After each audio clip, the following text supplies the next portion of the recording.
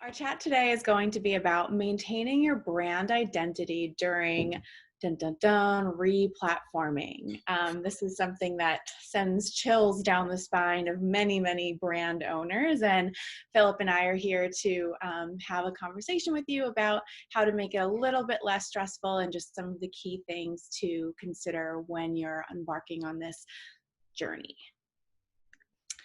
So we'll do a little bit of the speaker intros, then we'll go into the metrics to consider before approaching replatforming, and then so Phillip and I do not own the Kondo method, but we did in our preparation for this realize how applicable it is to this. So we'll walk you through how to apply the Kondo method to your replatforming to maintain your brand. And then a few tips for success in 2020 with any tech stack, and that will actually be hosted by Bolt. So it's always embarrassing to introduce yourself. So I'll skip through this quickly, but And I can do it for you if you want, Ingrid. Okay, go for it. I'm Ingrid's hype man. I think that among all of the retail operators that we've ever had on Future Commerce as a podcast, Ingrid stands in a class all her own. She has incredible experience that goes back many years at brands that you know and you own and are in your closet or on your shelf in your bathroom right now. And it's due to her incredible expertise that you are able to get those products effortlessly and seamlessly from any channel at any time. And so, just read it right there. It says it for itself. Her reputation precedes her, and she is currently heading up digital operations as in the e.l.f. cosmetics company right now. Is that correct? Yep. I'm e-commerce and digital marketing. Fantastic. Yeah, thanks, Phillip. That was going to be a hard act to follow. However, I'm glad that you're following me because Phillip, you're the Chief Commerce Officer at Something Digital, and you're basically the head of strategy, partnerships, and evangelism. So with your 15 years of experience creating unique online customer experiences, what I find amazing about you is that you are so knowledgeable about the very, very complex and layered world of e-commerce, but you are so practical in your approach that you're able to take all of that complexity and be a real trusted advisor and steward for people who are embarking on this journey, both really conceptually as well as when it comes down to deciding which features need to be ported over and how that's going to impact your scope. And I'm always really impressed at how the breadth of what you're able to give from the very, very conceptual visionary goal setting to, okay, well, now we got to get this baby done. So I'm agency side and you're brand side, and it's like, do you ever see the show Perfect Strangers back in the day? And I'm Balky and you're Larry, and here we go. We're going to explore the city of Chicago together as if it were a brand replatform. Here we go. Standing tall. Okay, that's enough of that. So as you've noticed, well, before I even go into this, as you've noticed, Phillip and I are pretty extemporaneous speakers, and we actually have sat for a pretty long time, especially with the amazing team at ThinkShop and Bolt, putting together a really thoughtful way to approach this, I would say, pretty complicated problem. So we've created this, but we also know that brand is so subjective, and we understand that there are so many different applications based on the industry that you're in and the goals that you're trying to have. So I do encourage you to ask questions in the chat as we go through this, and we're happy to, we'll put them all in the end, but you know what happens in the end, everyone's like, oh, I have a million questions, but now I forgot them. Put them right into the chat.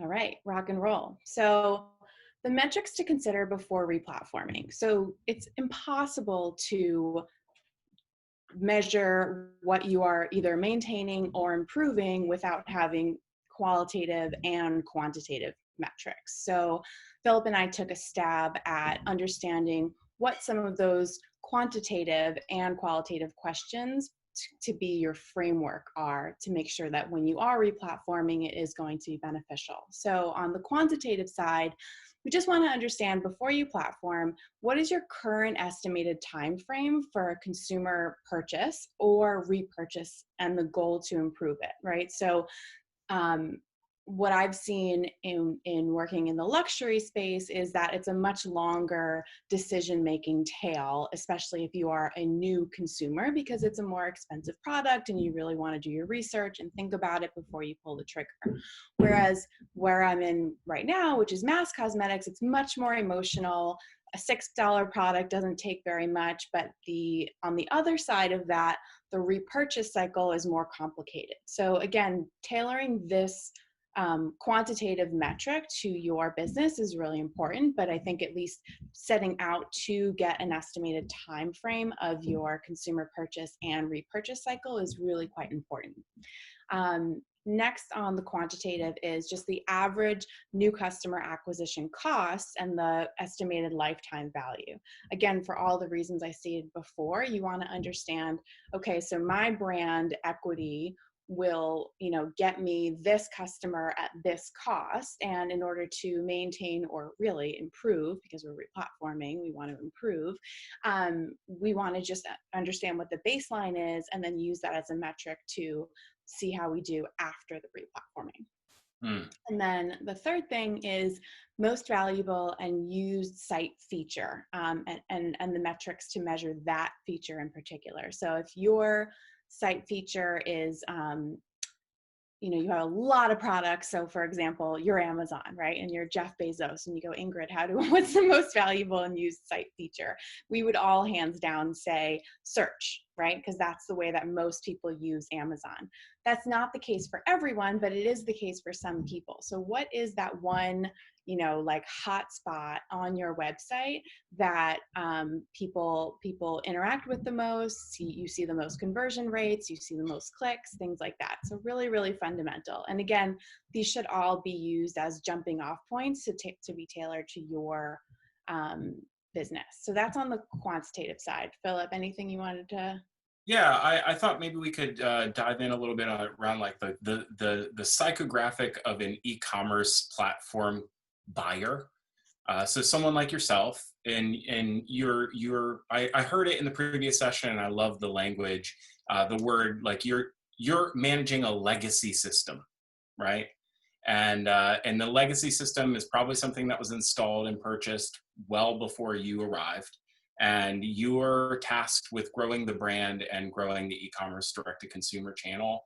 And you're looking for guidance to select an e-commerce platform that will meet all of your objectives and set you up for success for many years in the future. Does that sound like something like you've ever encountered before, Ingrid? Yes, absolutely. Quite in your role, the legacy system, I heard this said one time, and I just love the way that legacy was described. It was like, legacy is like the dirty word for this thing still makes us money. Yeah.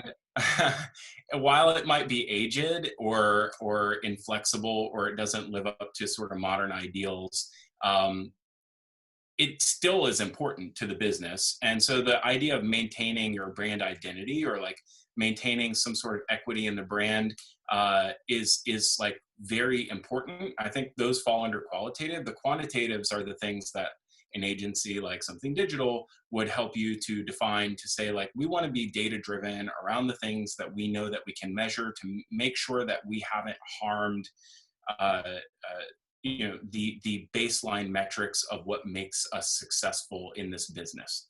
And these are all things you can measure. And to your point, Ingrid, they're all very subjective to your business. Your customer lifetime value, your repurchase rate, the way that customers sort of churn out of your products, and the way that you reactivate them. It's all very unique to you and to your brand. I think the thing that we'll get into is having a trusted advisor to help you identify areas that you haven't measured yet, and to identify ways to measure it so that we can all hold each other accountable is the differentiator in considering a replatform. And that is a special set of skills that isn't always found inside the brand because you are juggling a lot of things already and making the business run. Definitely. Well said. And then we move out from the more, hard-hitting numbers into the qualitative. And again, these are really important questions to ask yourselves, even though you can't put a number around it. I think that having some sense of what does your customer expect from your brand? Again, you want to maintain that loyalty that you've developed. You want to maintain that brand awareness that you've developed. And then what would it take to continue my brand's unique value proposition? So this is where we start thinking about your moat as a brand. What are the things that make you special and stand above your competition? And you want to double down on those things as you replatform. And then what does the next 3 to 5 years of my brand's evolution look like? And these are really, really critical because you have this opportunity to set this foundation when you're replatforming for what the future could look like. So certainly important and critical to maintain and improve your existing brand, but it's also a really great time to reflect on what does the future hold for this brand? Are we going to expand categories? Are we going to expand our reach into internationally? There's just so many things that could happen in the next 3 to 5 years, and replatforming is one of those times where looking a little bit further than a year or two out is really valuable. There's this interesting lead-in, because we podcast, we know how to segue really well. This really interesting lead-in to the next piece, which is how do you even tell what's valuable 5 years from now in this era of technology? The previous session was talking about headless e-commerce, and were we talking about headless 5 years ago? I feel like 5 years ago we were just wrapping our minds around mobile, and we were just wrapping our heads around the fact that social is not a thing that doesn't convert, but it actually has value in a business. So think about where we were 5 years ago and try to project that forward into where we'll be 5 years from now. And the questions that we'll start asking in a replatform is, what are you dependent on, or what are you doing on the site right now that may not be relevant in 3 to 5 years time? And what are ways that we can start thinking of it like a product owner? If you were running a software business, what are ways that you will begin to provide alternatives, right? Provide alternatives to shift customers' behavior away from those site features which you're looking to retire, and what are better ways to engage the customer that are no longer sort of bound to those old site features that aren't really doing much to move the needle to begin with. And this is really where it gets delicate, because sometimes some of those existing ways of doing things on your e-commerce website, and this never happens in brands, they sort of become sacred cows to some degree. Like, people like them because they like them, not because they perform. And so that's where I think we've come up with a method for identifying and retiring or asking hard questions within the business around what is important. And I think that brings us to the next slide. Yeah. So I thought maybe I'd take a little stab at like trying to contextualize what this means in the Kondo method. So if you didn't see it in January last year, you've probably heard of Marie Kondo. There's this KonMari is a methodology for living simply and minimizing the amount of stuff or things that you have, or that are attachments or entanglements that you might keep. These are physical objects in your house. If you're like me, you can see I have more than one guitar amplifier. I'm sitting in a music room, which used to be a place of comfort, but is now a place where I work, all day long. What Marie Kondo does is she comes into a person's home and they say they want to tidy up, and she leads them through a process to determine what things spark joy, or what things help promote a sense of mental well-being and happiness, and what are things that don't spark joy, and are those things that we can start to address the difficult conversation of what does life look like without you living in it. So if I were to ask you, Ingrid, as a brand operator, and how would you begin to approach things in your replatform to your new e-commerce platform that you would identify as, sparking joy, and things that do not? Sure. So there's a big delineation between what sparks joy for me as a marketer and as someone who is a representative of my brand, and what sparks joy for my consumer, right? And so the spark joy has to be what sparks joy for my consumer. And the only way to look at that is through Google Analytics. We use a product called Content Square, which helps identify each individual module, how many people click on it, and things like that. So just using metrics to know what sparks joy for the consumer is number one. So there's the basic stuff, which is what products are your most important products in your core line, but then also understanding that in some brands, particularly in fashion and beauty, newness is the most important thing. And newness is what sparks joy for your consumers. So to me, the new or the innovation or the edit of this month is what's going to spark joy for my consumer. And I have seen that backed up by analytics. So that's how I would start looking at it. I don't put myself into it. I look at the analytics to what sparks joy for my consumer. And then I know that for me in fashion and beauty, it is newness and innovation. Yeah. If you had seen the show Tidying Up with Marie Kondo, she comes in as this trusted advisor, right? And the family has a bunch of clutter and they're going to tidy up. And the first thing she does is, like, she doesn't come in and start throwing stuff out. The first thing she does is she establishes rapport with the homeowner. And she, if you've seen it, it's amazing. She has everybody hold hands and they get down on their knees and they say a prayer to the house and they say thanks to all the stuff and thanks to the house for being such a good house and for being such good stuff. And then when that's over, okay, now we're going to get to work and we're going to start thinking about what stays and what goes. How do you feel about the idea of bringing in like an agency or an outside trusted advisor that can help you make that help that decision-making process for you? And how does that enable you to do your job when reporting upwards about your accountability to deliver a new e-commerce replatform?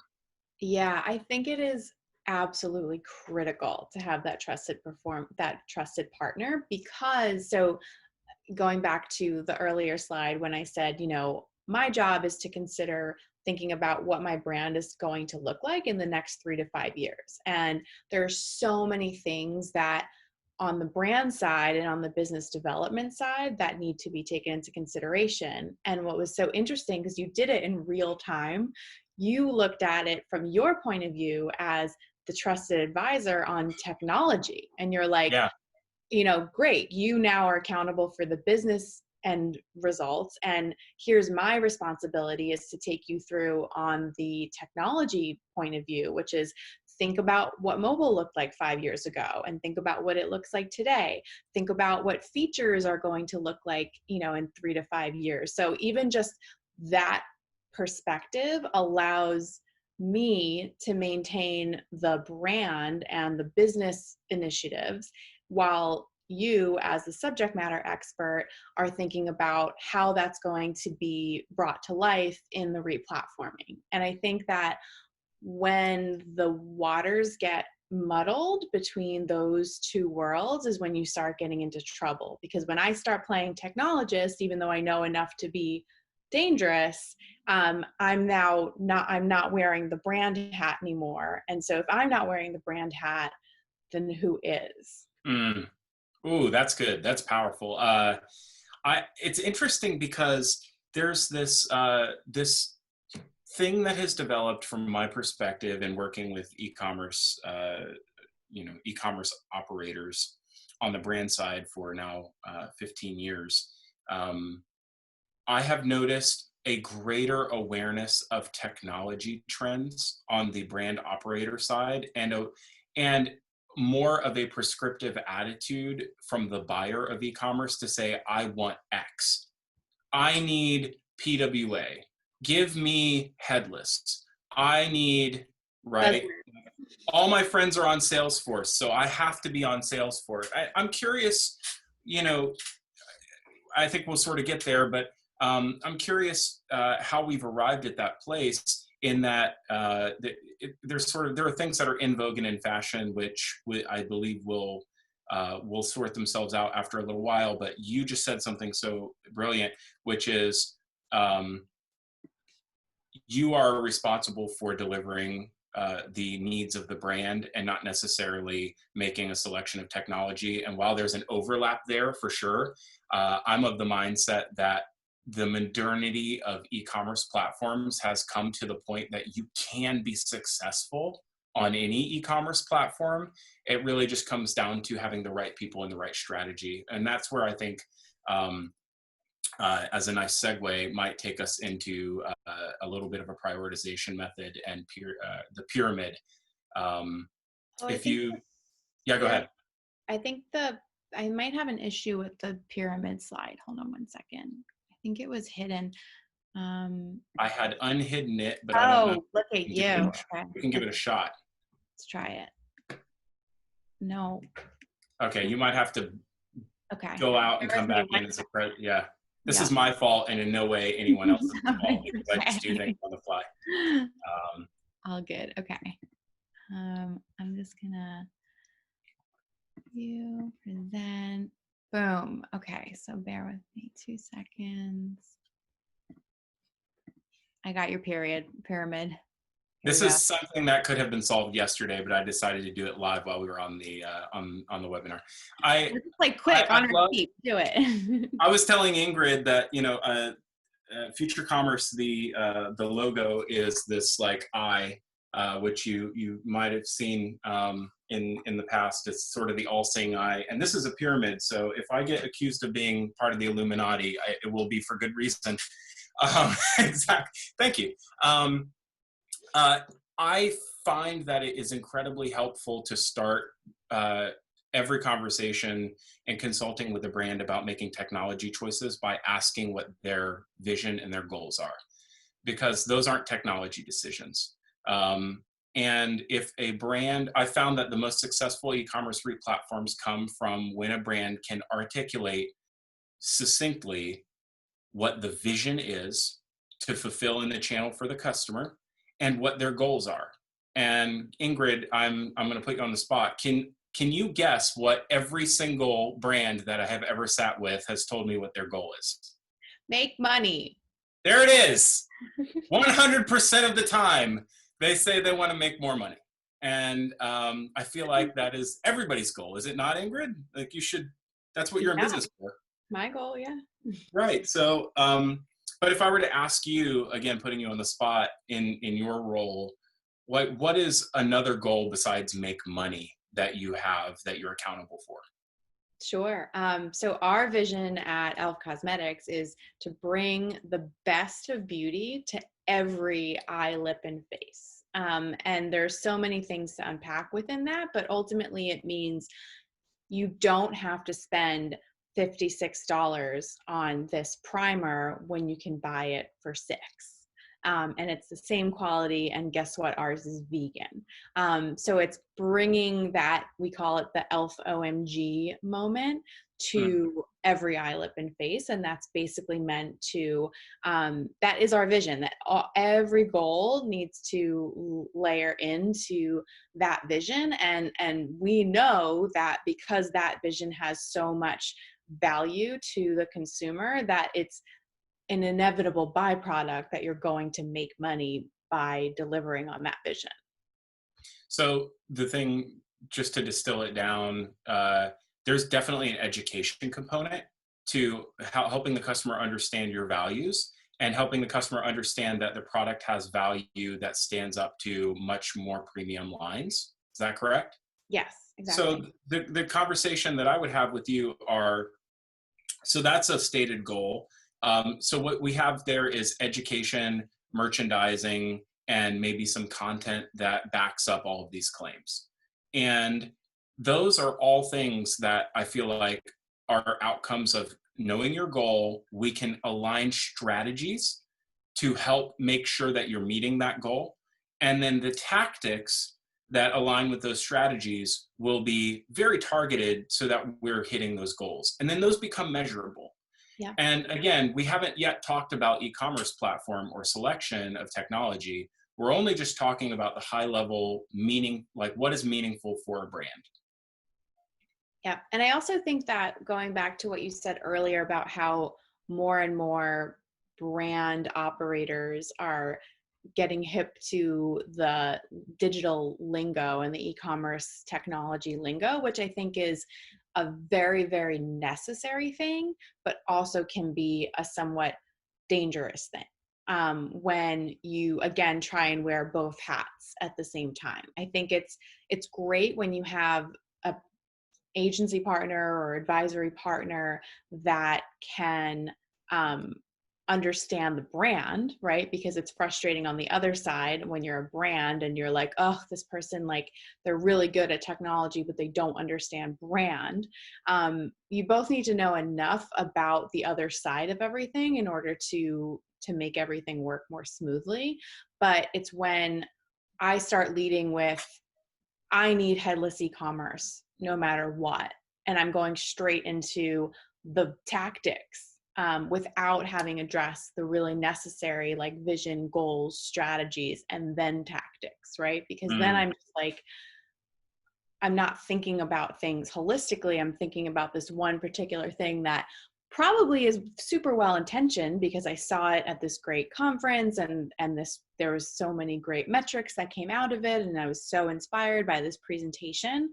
But I think that that's where it's like going to the supermarket without a grocery list and you just like see a bunch of cream cheese and you're like, oh, I need cream cheese. And you're like, Amen. okay, that's what I would do if I don't have a list and I don't know what I'm going to cook. I'm going to come with all these like individual disparate ingredients. And then I'm like, oh man, I can't even like make a sandwich now. Now, this is a really good and interesting observation here is that if we were to go through sort of feature by feature and point by point to say, okay, does your wish list feature right now spark joy?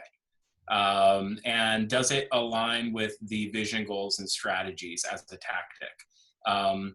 Let's say that the wish list on your website in your current e-commerce platform isn't really being used. We can quantify it hasn't really been used by your customers, but you have somewhere in the organization where it's a must-have at launch feature. How does one go about addressing the discussion that maybe this is one of those items that we have to purge? Or what do we like? How do you manage that expectation from your perspective so that the brand identity or the sort of like required features from not just from your customer's expectation of you, but maybe your own internal team's expectation of the feature and functionality? Like, how do you shore all those needs up in a way that can be a winning strategy for everyone involved? Sure. Yeah, I think it truly does go back to those initial, how do I define my brand? How do I define the value that it's providing to my consumers? And then every decision that I make needs to be laddered up to those, few questions that we set up front with the qualitative and the quantitative. And then just using data. So a lot of times, these things can become very, very emotional and people become attached and they have this theory that if we just do this or continue to do this with this new platform, it's going to work out the way that we've always imagined. And I think that, sure, there's an element of that, but then you have to look at what are the things that do ladder up to your vision that are now going to potentially be sidelined or not get as much attention paid because everything has to fit within on time and on budget and things like that. We don't have this like infinite resource pool or timing pool. Everything has to be quantified. And so when you put that very like practical point of view on, you start to have to make difficult decisions. And again, more silly analogies, but if anyone's ever watched like House Hunters, you have your list that you start off with, like your must-haves, and you always go to the 3 houses, and it's like none of them will have all of those things, but you have to just go through them and then pick the house that has the ones that you're the most precious about. And again, I think metrics work on your side when it comes to making these decisions. Yeah, I think that there's something to be said about making those decisions with people who are experts in helping you make the decision, which is, I think, the difference between an agency that is adept at, engineering versus an agency that is adept at trying to anticipate and help you meet your needs for growth, which uses engineering as a tool. And I think that that's an interesting viewpoint. So, like, moving on to the next slide, then you had said something right at the beginning about what is your goal? Like, are you just trying to maintain? Or are you trying to grow or strengthen your brand's identity? What are some things that we can do to kind of ensure success for growth? That's not just like, let's maintain the status quo after a bunch of investment. Yeah, I mean, I think it's definitely in shortening or optimizing that consumer purchase pattern, first and foremost. But I think also that retention piece, because there's so much money and investment both in digital marketing and in things like replatforming that you really, really don't want to get those one and done consumers. You really want to start building loyalty. And as we've all experienced, loyalty is becoming more and more difficult as competition increases. Access, like entry into the market, is easier now than it ever was before. And so our jobs as marketers and as brand stewards is to make sure that we're retaining those people that we've worked so hard to engage. And in order to retain people, you really have to get into their psyche of, why are they buying with you? Why would they buy with you multiple times instead of going to your competitor? What are the barriers that you're removing from their journey in order to get them to make things easier? So I think that example that was in the earlier session with Bolt and how you can text message your cart is brilliant, because it's like, I need that every single time I check out. But again, that takes looking at things from a very empathetic and consumer focused point of view. And all of those things, while you're making those decisions, have to ladder into, how am I going to retain my consumers, and how am I going to shorten that repurchase life cycle? It's funny, there's going back to that, the thing you're describing is this meta idea of long-term engagement and sort of almost a lifetime of a relationship. And I think about the things, how context changes so often. COVID-19 is changing a lot right now in the way that we engage in e-commerce. It changes product features and sets. I can't think of a brand that I know that isn't offering PPE in some way right now. And I find it, those things change over time. The thing that doesn't change over time is that long storied history of your brand's relationship and story with the customer. And Mm-hmm. So over time, you have this ability with an e-commerce platform to gain a lot of clutter. And a replatform is a great event, a great time to say, is all of this still necessary? Is every part of this still valuable? And if it isn't, then what is?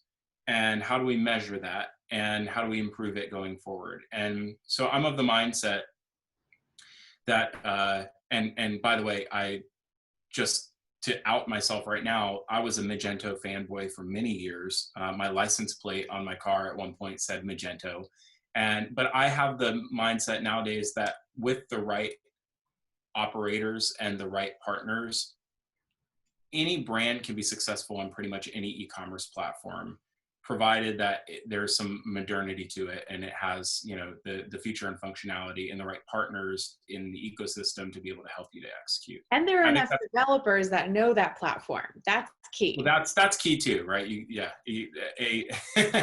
An expired and retired platform that has nobody left to operate it is probably not a great thing to be running. But I think, you know, the best e-commerce platform is the one you already have, and making an investment to, you know, start with what you've got first is a great place, because e-commerce platform, how long does it take to replatform? It takes months, right? It can So take 6, expensive. 9, 12 months, depending on what you're trying to do.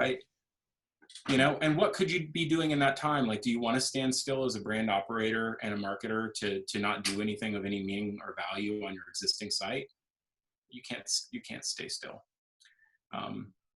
So I think that comes back to the law of averages. Is really, I think everything has, over the last 20 years, software has sort of averaged out that there are fewer and fewer like killer apps or features that any one piece of technology is incapable of providing. I think you'll find the right piece if you you'll find the right platform for you if you identify what is important to you and your brand up front.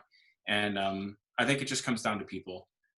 People are brilliant, and even in moments of constraint and stress, people find really brilliant and creative ways to solve for problems. And we shouldn't just rely on technology to solve the problems. I think people solve the problem. And so I think that's really, really important as well. We did have a question, Ingrid, that came in. I thought I would give it over to you here. So one of the attendees has said, what features are at the top of e.l.f.'s platform wish list, and has that changed because of COVID-19? So we tend to look at features as more long-term. So I would say that COVID-19 has just made us want to be as connected with our consumers as possible. And that will be now and in the future. So things that we're more looking into is, how do we engage? We have an amazing consumer relations department that is based in New York and has been with the company for like a really long time. They're subject matter experts in our, you know, all of our products as well as our brand. And we just want to figure out how we can optimize that one-to-one relationship more quickly and more effectively. So is that a virtual consultation, or, you know, things like that, things that allow us to have that meaningful conversation with our consumers, I think has always been important, but COVID has made it even more because it's so personal and so many people are experiencing it in their own unique ways.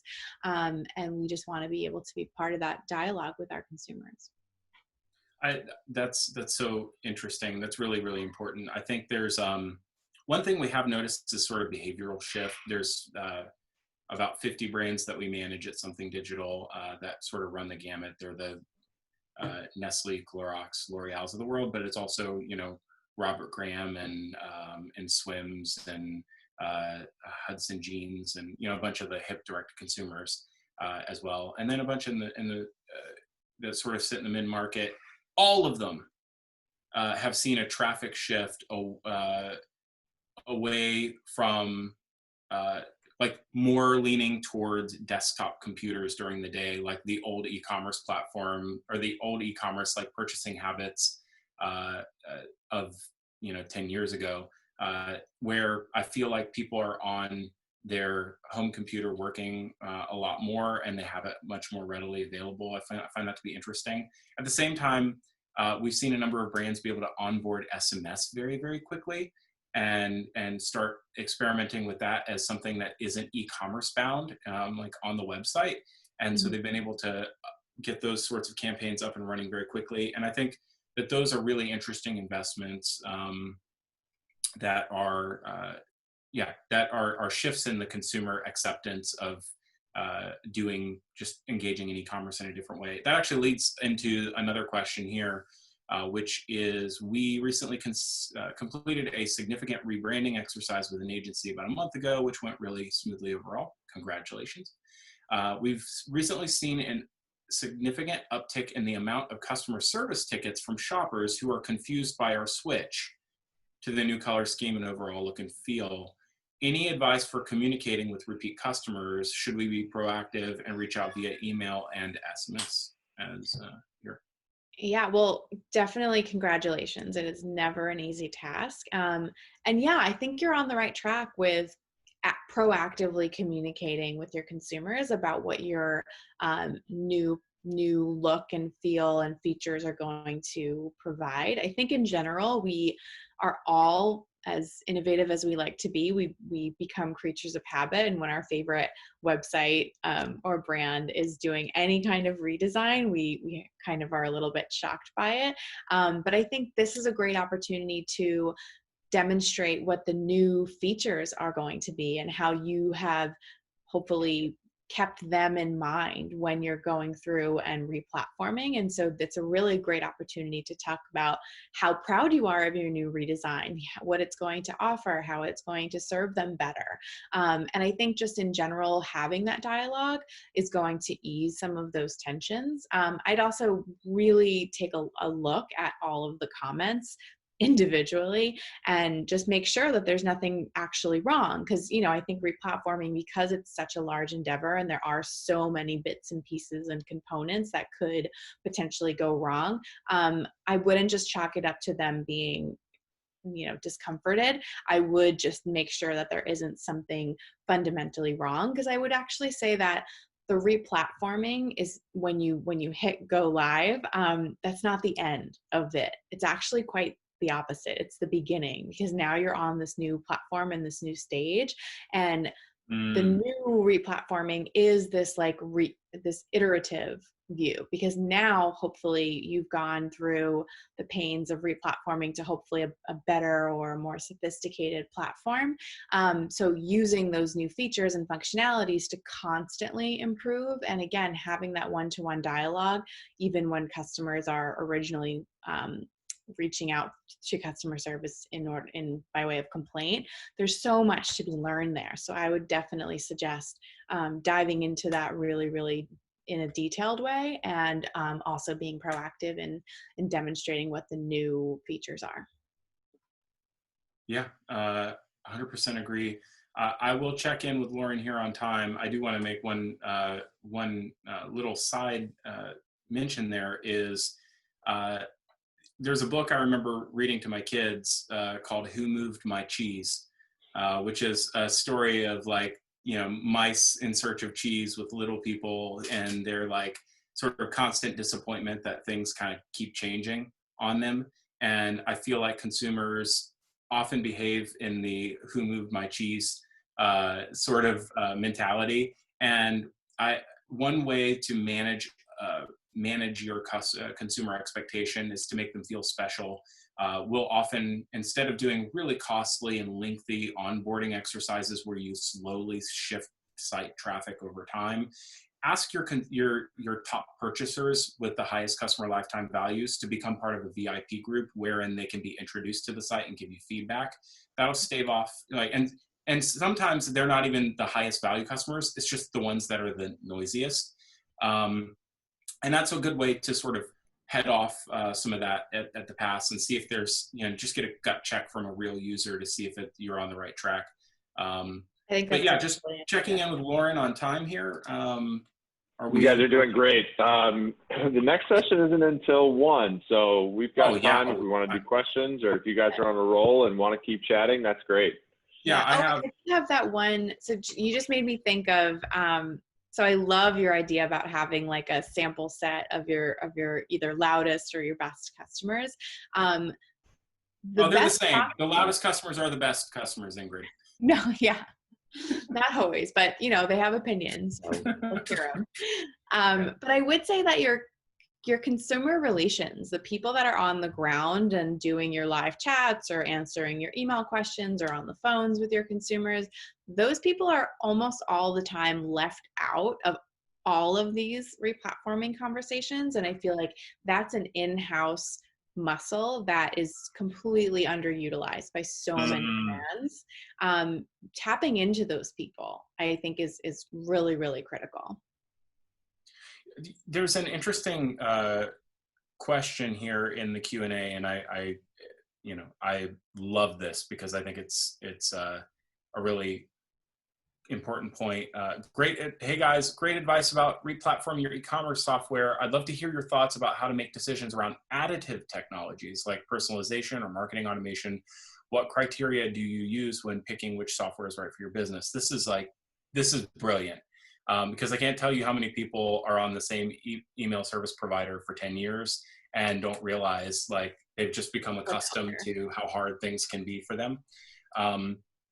I'll ask you in a second, Ingrid. My advice here is there are different levels of like expertise when making shifts of any kind and adopting new technology. We've used an e-commerce platform, like the base platform, as one example. In the same way that you might only get married a handful of times in your life, or deal with death in the family a handful of times in your life, you'll rely on an expert for those major life events to help guide you through all the things that you need to think about to get through those big life events. You'll hire a wedding planner, right? Or you have a realtor or a mortgage broker. Like, there are people that will help you make those big things easier. Because you could go it alone and it would be really painful, or you could have that expert that can help guide you through it. There's also a different kind of consultant in your life, like a certified financial planner, who is probably way more engaged in your month to month or year to year, or your tax preparer, like somebody who kind of checks in with you on a very frequent basis to make sure you're heading in the right direction and planning for the future. And I would say that those two skill sets, while they're interrelated and they can be in-house in one agency, for instance, we feel at Something Digital like they're two very different muscle groups to create something from scratch, and to sort of see a project through from blank slate to, soup to nuts, blank slate to the full kit and caboodle. And then there's the other sort of daily ongoing growth mechanism and the constant forming of hypotheses, testing hypotheses, learning from it, and doing it all over again. That's a very different muscle group. And so we've found that separating those two areas of the business to provide the right kind of advice at the right time is very, very important. Now we can get into the how you do that, and rubrics get involved. Sometimes RFPs become a necessary evil, and they're very evil. But the how you do it, I think, is less important to the why you might trust someone who does it all the time to help you consider things that you hadn't already thought of. Ingrid, any thoughts on that? Yeah, I mean, I think you said it really beautifully. And I think that, again, putting on my brand hat, I'm thinking about the full consumer journey, from what a new customer experiences to a loyal customer to a person who's teetering on the edge of being from a moderate customer to a VIP customer, and who you're about to lose, right? And all of those people, I think, have very, very different needs and should be treated differently. And so when you put that point of view on, it gives you a different lens to all of the other features that you're going to implement, because it's not like where we have a physical retail store and every single thing that we do to the physical retail store has to comply to the largest majority of the people who enter that store. With digital and more with sophistication and personalization and site features and things like that, we can tailor the site experience and even the digital marketing experience to where you are at in the journey. So I think being really clear and methodical about laying out those journeys and identifying those key milestones within each journey and how you're going to turn that person who's on the cusp of leaving you to becoming a more regular customer, or who's on the cusp of being a really loyal VIP customer that you can expect transactions from monthly or whatever.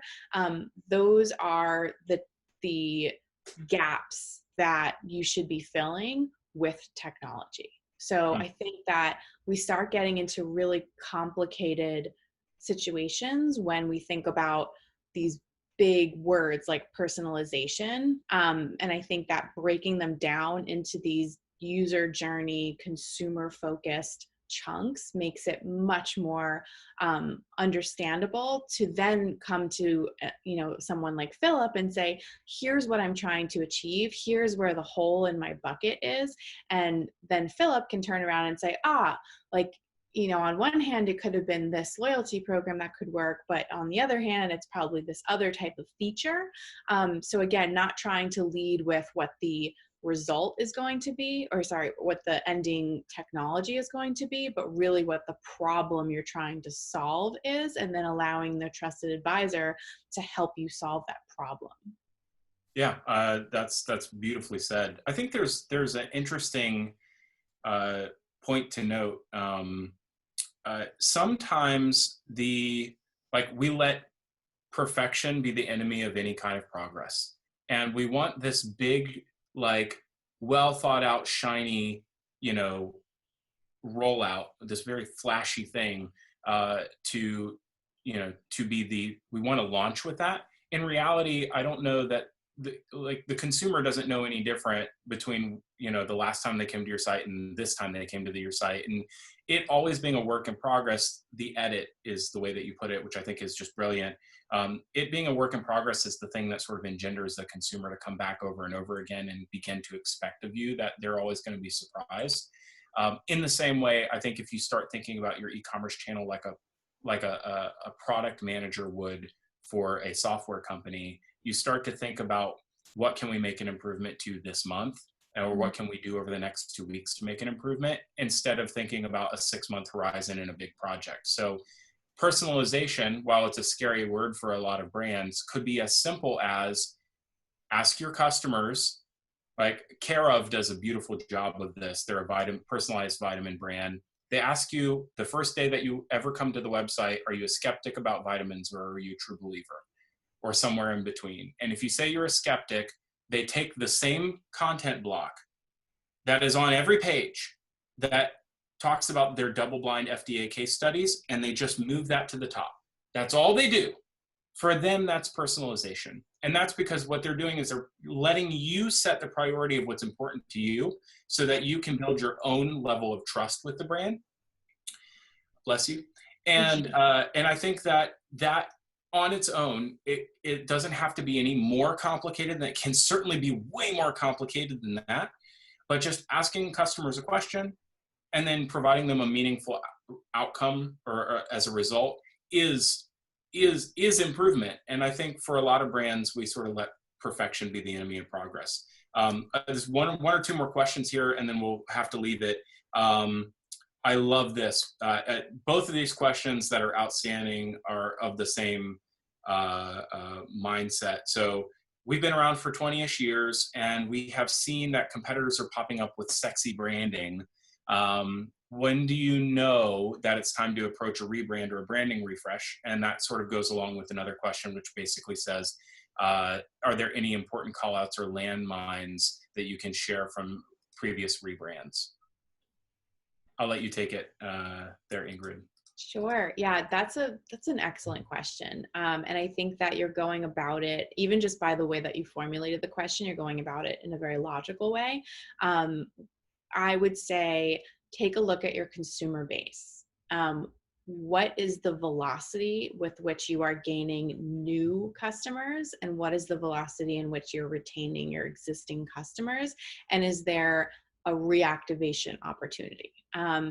Those numbers will pretty quickly start to show whether you have an acquisition, a retention, or a reactivation problem. And I think that's where you start diving into that specific problem. Now, if your hypothesis, which it sounds like it is that you need better branding, I think that what you would see then in the numbers is that your new customer acquisitions have slowly, downslope. So if mapping out all of those metrics on a bar graph will be really, really clear to show you over a 5-year period which numbers are moving up and to the right and which ones are going in the opposite direction. And I think that's where you start making specific decisions to adjust. And again, I think knowing that information first is going to stop you from being emotional in seeing the other horses that are next to you and maybe getting you off track. Because if you're still continuing to increase your new customer acquisition, then maybe it's not the branding, but maybe there's a retention problem or a reactivation problem. So I think diving into how your consumers are currently behaving before you make any decisions.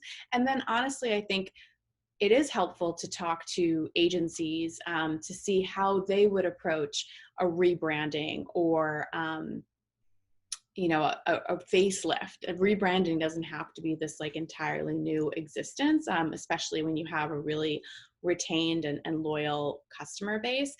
It could just be a facelift that, goes into very specific channels. So again, I think it's important because this can be a very long, very expensive endeavor to go in with really clear benchmarks for what you're trying to correct.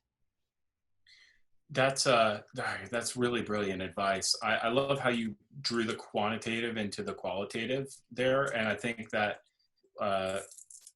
we should do a lot more analysis. We like as brand operators, you would do well to do a lot more analysis to verify suspicions. I think in our experience, our brands don't do as much customer surveying as I would assume that they do. We always see like post-purchase customer satisfaction surveys, and I don't want to burst anyone's bubble. Almost every first-time purchaser ever, right after they buy, is really happy and they're excited and they're ready for that new product. One thing that might help you tease out some suspicions is to try to sense their brand awareness of other brands and hire and you can do this in a really innovative way. YouTube has pre-rolls now where you can survey your own customers by an email list. So you can upload an email list as a customer cohort and survey your customers through YouTube anonymously. They don't know it's you, but you're trying to gain awareness of your competitor brands. What brands have you heard of? Check yes or no. And I think that those are the kinds of like bootstrappy things that any brand marketer should be able to do and figure out for themselves. You can do the same through Facebook. And one-on-one customer surveying, just asking your customers what other brands they buy will help you understand like if they're beginning to favor the sexier brands. Honestly, everybody is doing a millennial rebrand right now. Millennial pink is everywhere and everyone's using the same font. And Chobani's doing it. Old Spice is doing it. Midol just did it. Everybody's doing this and they're all kind of looking the same. Maybe if you hold out for long enough, you'll be the only one that looks different. But I don't want to give you any advice without knowing anything about your brand, and I'll step off the soapbox now. This has been brilliant. Ingrid, you are amazing. Thank you so much for all of your thoughts and for making this so valuable. Of course, yeah. And if anyone has any other questions, reach out to me on LinkedIn. I'm more than happy to help and keep in touch. I love this topic, if you can't tell. Oh, Phillip and Ingrid, that was incredible. Really glad to have you guys on. Remind me of the name of that podcast again. Future Commerce. Everywhere. Future Commerce. Yeah. I will definitely be checking it out. I could definitely listen to the two of you guys go on. So that was excellent and really appreciate it. Phillip, we're actually working on a mutual client together with a large Japanese brand that's gaining a foothold here in the United States. So I'm really excited to have you guys on the case. Hey, thank you. We are too. And I think they're in good hands with Bolt.